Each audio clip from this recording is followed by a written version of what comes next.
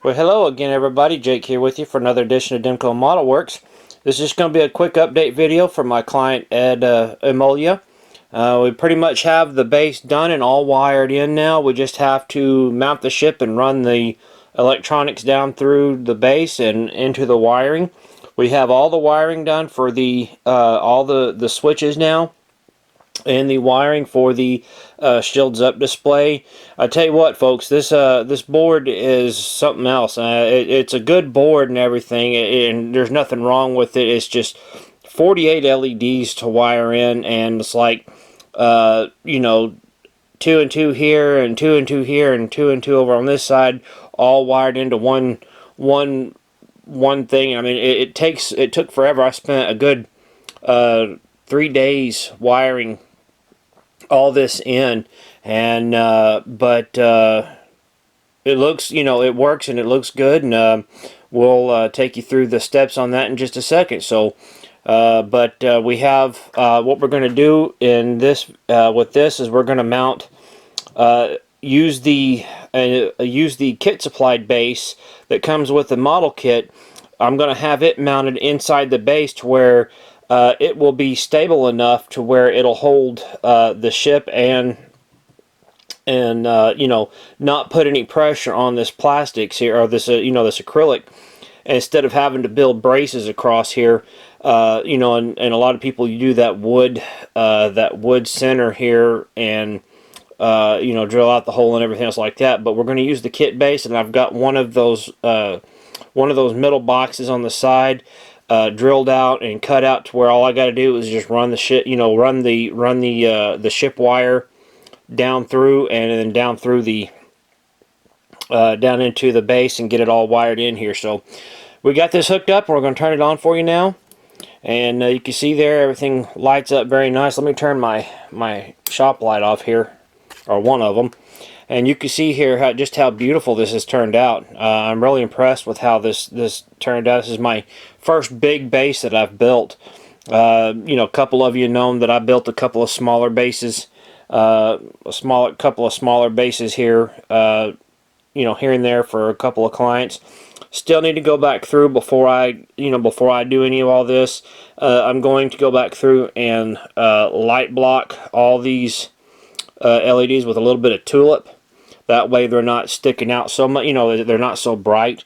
Now in reality, in person they're not as bright, but what you're seeing here is the camera overexposing the lighting here. And so, if everything seems a bit bright in camera in this video, it looks a lot better in person. So what we're going to do is we have all of our wiring hooked, run and ready to go and hooked up.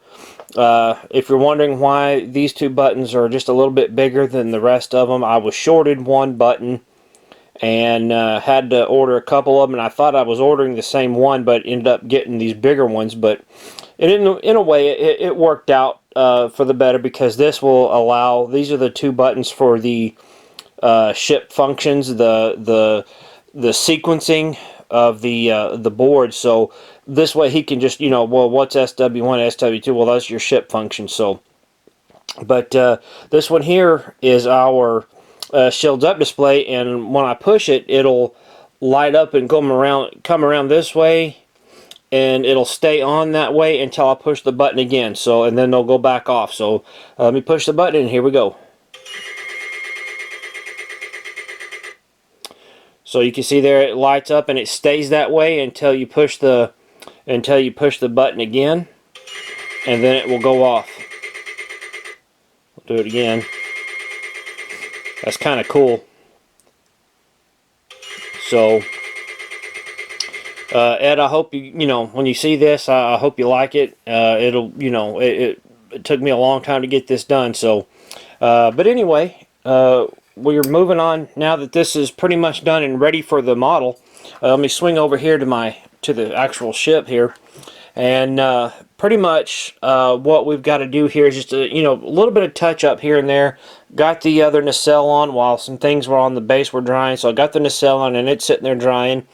Unfortunately, I'm going to have to take the top saucer off again because the first time something came loose. I can't remember, and an LED went out, and so I had to went back through the. Oh yeah, I think I had to fix that, but. You know, a couple of things came loose, and then that LED went out, so I went on ahead and replaced it while I was in there. And then everything was working, and then I don't know what happened, but the lower navigation on the bottom saucer, all three of them are not working, so apparently a connection had come loose. So I'll have to take this off, you know, the saucer off tomorrow, fix it and put it back on, and go from there. And we'll have just a little bit of touch-up paint to do here. I had a little bit of paint pill on this saucer. You know, this top saucer was pretty bad about paint pill, but finally got it fixed. So I'll be going back through and re-Aztecing that, you know, later on, you know, probably Saturday or so. But we don't have much to go, guys.